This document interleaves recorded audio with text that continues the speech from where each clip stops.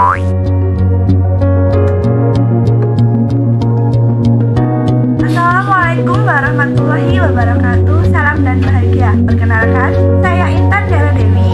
Pada kesempatan kali ini saya akan menceritakan singkat mengenai Goa Slarong.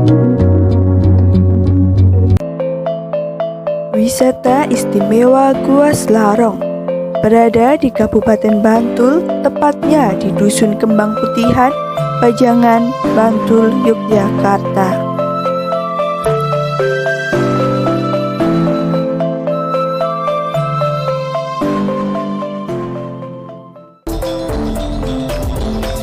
Dulunya Goa Slarong merupakan markas Pangeran Diponegoro bersama pasukannya saat melakukan aksi perang gerilya melawan penjajah Belanda antara tahun 1825 sampai 1830.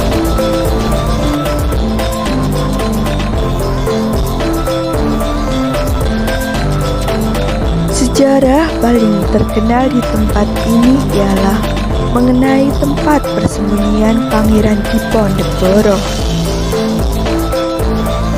Karena Goa Slarong secara kasat mata memang buntu, namun bagi Diponegoro dan para pengikutnya, Goa Slarong merupakan pintu goib untuk masuk ke dalam perut Bukit Kapur tersebut.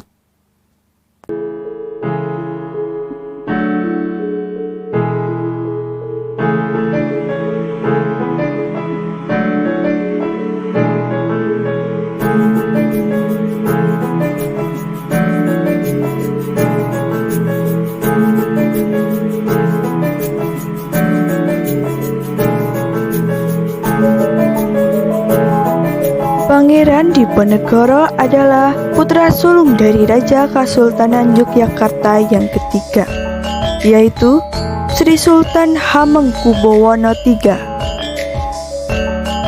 Pangeran Diponegoro terlahir dari salah seorang selir Sri Sultan Hamengkubuwono III pada tanggal 11 November 1785 dengan nama asli Mustohat. Menyadari posisinya sebagai anak selir, Pangeran Diponegoro menolak keinginan Sri Sultan Hamengkubuwono III untuk menjadikannya sebagai penerus tahtanya. Pangeran Diponegoro sangat tertarik dengan agama Islam dan hidup merakyat, sehingga beliau lebih suka tinggal di Tegalrejo, sebuah desa di Yogyakarta yang juga sebagai tempat tinggal eyang buyutnya yang juga permaisuri dari Sri Sultan Hamengkubuwono I, Gusti Kanjeng Ratu Tegalrejo.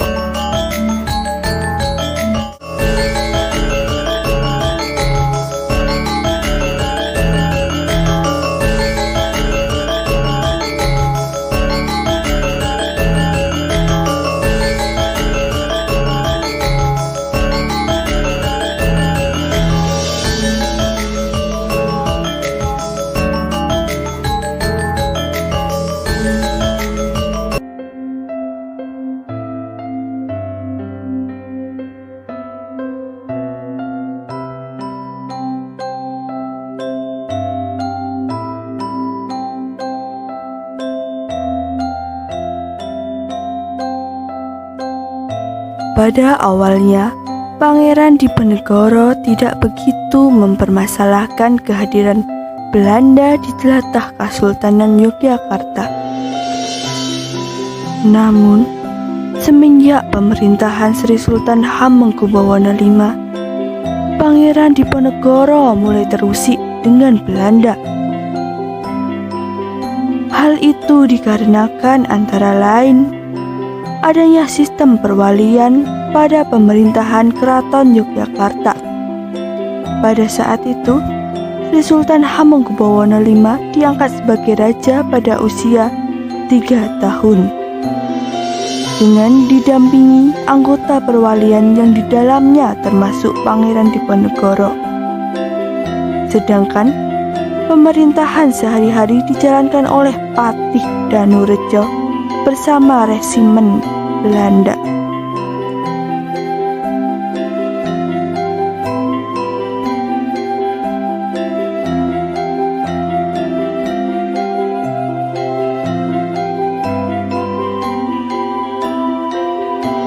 Pemberontakan Pangeran Diponegoro mencapai puncaknya pada saat meletusnya Perang Jawa atau lebih dikenal dengan sebutan Perang Diponegoro.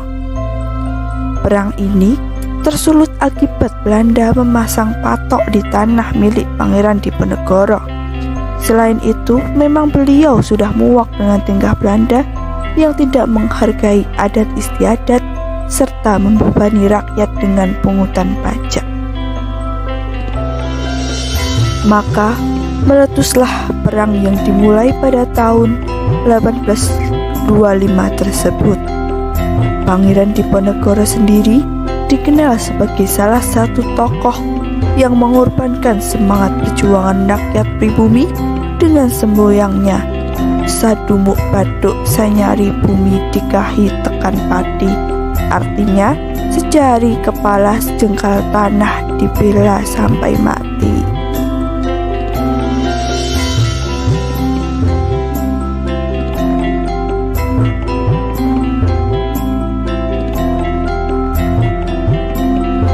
Taktik gerilya membuat Belanda kesulitan menemukan keberadaan pasukan Diponegoro.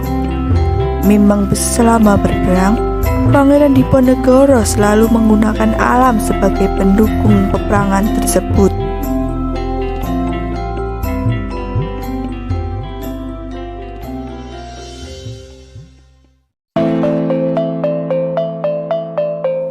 Sebagai pribumi, tentu Diponegoro beserta pasukannya sudah sangat familiar dengan alam di wilayah Yogyakarta. Sedangkan Belanda sama sekali tidak memahaminya. Pada saat perang ini, pihak Belanda menggunakan berbagai macam strategi hingga pada puncaknya Belanda mengerahkan tidak kurang dari 23.000 pasukan untuk menggempur pasukan Diponegoro. Suatu hal yang belum pernah terjadi pada saat itu.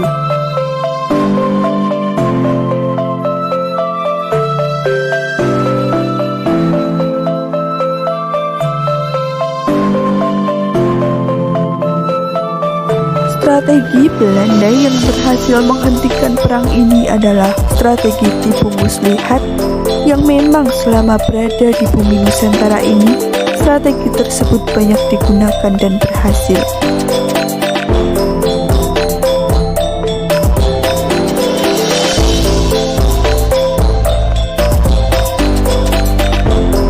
Karena tipu muslihat yaitu dengan mengadakan perundingan damai antara Pangeran Diponegoro dengan Kompeni Belanda diwakili oleh Jenderal de Cock di Magelang, yang membuat Pangeran Diponegoro ditangkap sekitar tahun 1830 dan diasingkan ke Manado. Kemudian dibuang ke Makassar hingga wafatnya pada tahun 1855. Dengan peristiwa ini berakhir pula lah perang terdahsyat di wilayah Kesultanan Yogyakarta.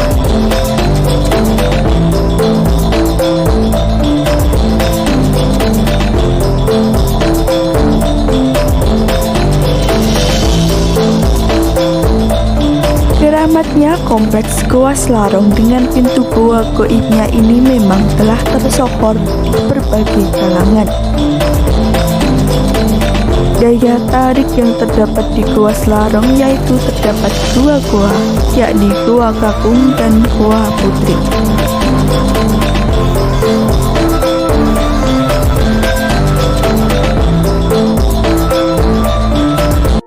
Goa Kakung menjadi kediaman Pangeran Diponegoro, sedangkan Goa Putri digunakan sebagai tempat tinggal Raden Ayu Ratnaningsih. Beliau adalah selir pangeran yang paling setia setelah kedua istrinya meninggal dunia.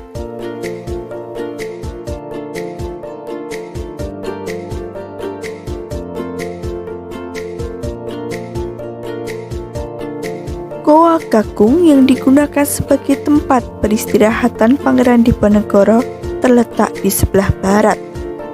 Sedangkan di sebelah timur terdapat Goa Putri yang digunakan sebagai tempat peristirahatan Raden Ayu Ratnaningsih. Kedua goa memiliki kedalaman 1,5 meter dengan lebar yang berbeda. Untuk Goa Kakung lebarnya 2 meter, sedangkan untuk Goa Putri sendiri memiliki lebar 3 meter.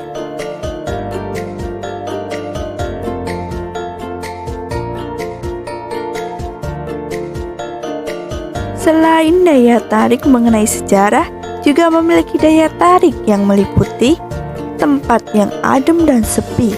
Selain bisa digunakan sebagai tempat belajar sejarah, Goa Slarong bisa digunakan untuk menyepi. Selain hari libur, Goa Slarong jarang dikunjungi wisatawan.